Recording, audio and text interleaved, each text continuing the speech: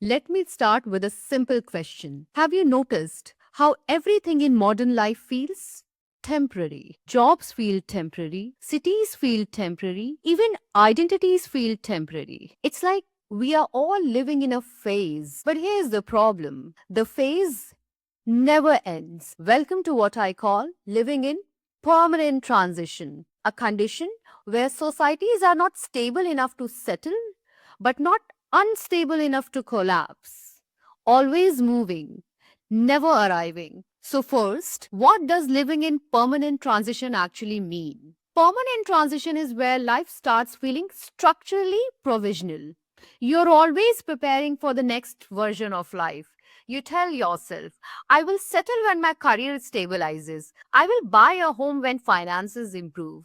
I will commit when life slows down. But life never slows down. So settlement keeps getting postponed. You're always becoming, never being. To understand why this is happening, we need to look at the structural forces driving it. There are four major engines behind this condition. First, economic volatility. Careers are no longer linear. People move between startups, freelance work, contract roles, portfolio careers. Job security declines. Income feels unstable. Long-term commitment feel dangerous. Second, urbanization without rooting. Millions move to cities for opportunity, but cities offer mobility, not belonging. You rent instead of own. You network instead of bond. You live near people, but not with them.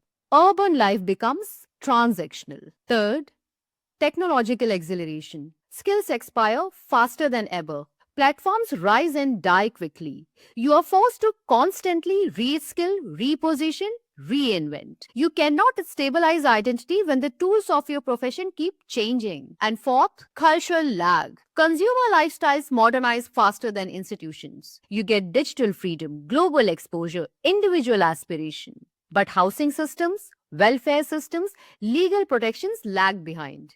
So you end up living modern lives inside unfinished systems. Now let's talk about what this does to people psychologically. This structural instability produces a very specific emotional climate, commitment anxiety. People hesitate to commit, not because they are careless, but because permanence feels risky.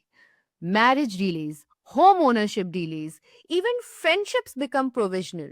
Number two, identity fatigue. Reinvention sounds glamorous, but constant reinvention is exhausting. At some point, you want to rest in a fixed self. Permanent transition denies that rest. Number three, achievement without arrival. Promotions feel temporary.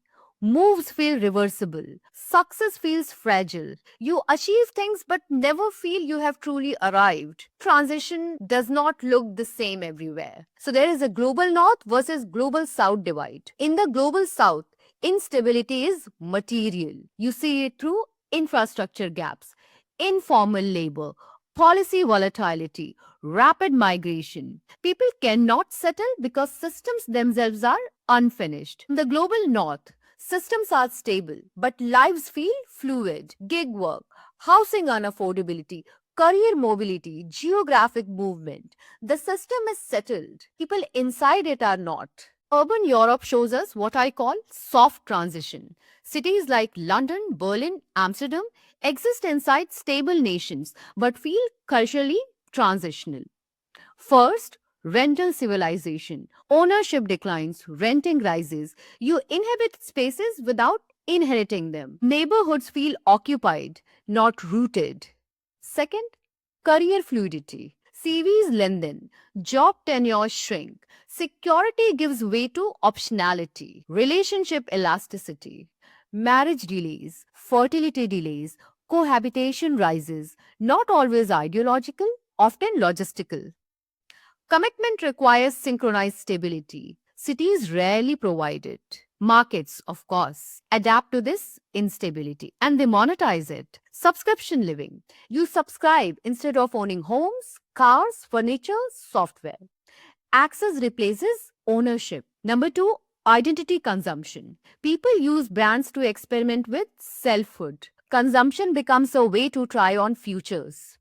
Number three, experience over assets.